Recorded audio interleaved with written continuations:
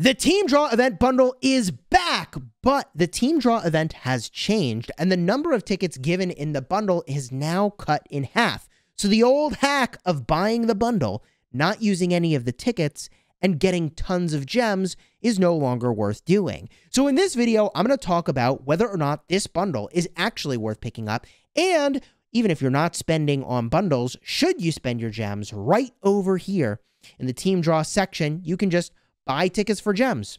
Is it worth it? Let's find out.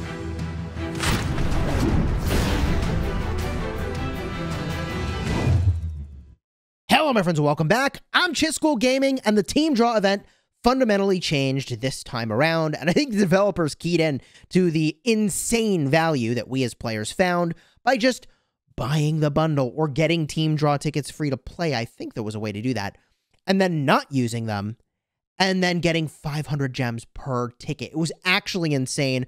For a $100 bundle, you would not only get some amount of speed ups, and it is less than the normal amount of speed ups you'd get, and resources, and on top of it, you get 25,000 gem tokens and the base 25,000 gems. It was insane. So now that doesn't work. Why does that no longer work? Again, this event has changed fundamentally, where now one ticket buys you 2 entries. So now the bundle gives you half as many tickets, but you get the same amount of entries. So really, that bundle that I'll show you now is designed purely around playing the event. So the question will become, do you really want to play this event? And if you are interested in playing the event, then yes, I mean, the bundle is how you get the tickets so that you can play. So who should want to do this event over here? I'll say if you are a spender and you want to accelerate the rate in which you get specific commanders, then I think this event is worth it, and I'll show you some specific math around that. But again, you need to be a spender interested in accelerating the rate at which you get specific commanders. For people that are low spenders or free to play, this is probably an event that you are less interested in, and I'll talk about that more too. First, I want to talk about why it would be interesting. You're interested in this event if you care about the commanders that are available.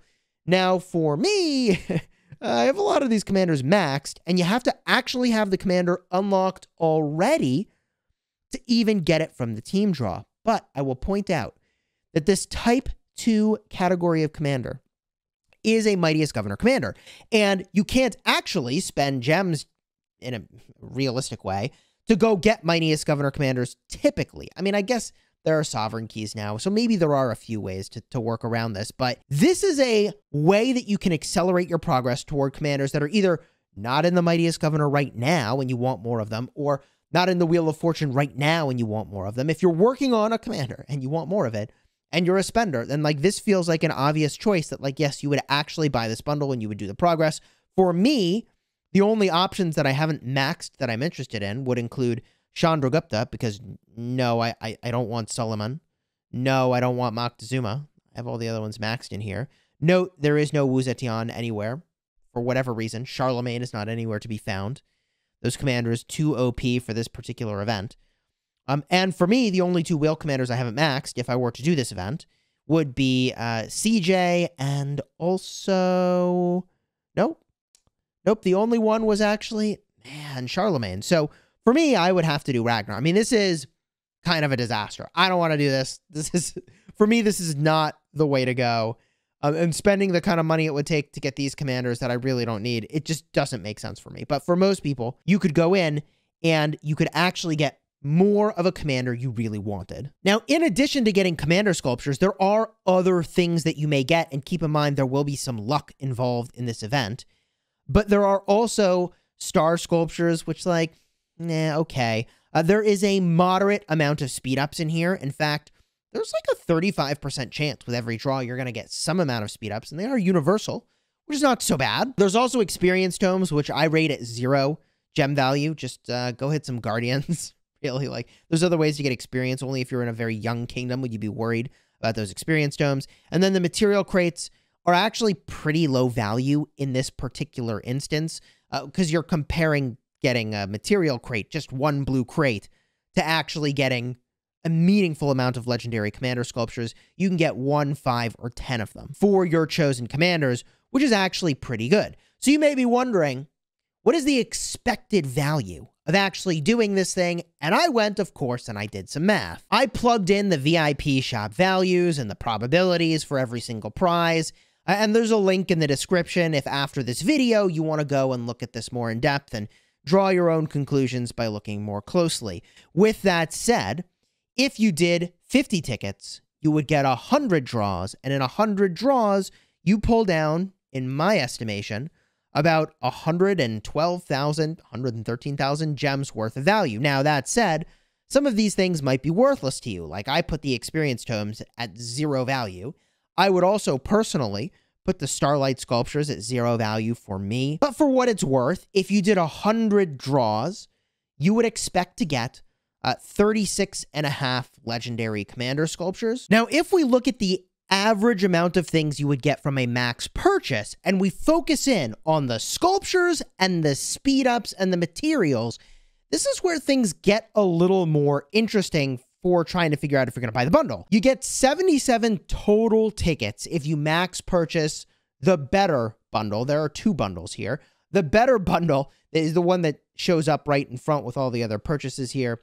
Gives you 1, 2, 4, 10, and then at the $100 tier, 20 tickets per. So you get that 20 ticket thing 3 times, a grand total of 77 tickets, which is 144 draws, because remember, each ticket gives you 2 draws now. So you would pull down on average, and again, your mileage will vary. Some people will get more, some people will get less, about 56 sculptures spread across the different commanders that you've chosen, and a very small amount of universals. Also, you're going to get speed ups, actually a surprising amount, about 50 days worth of speed ups, which is pretty good. And I'm going to talk about that a little more in a second.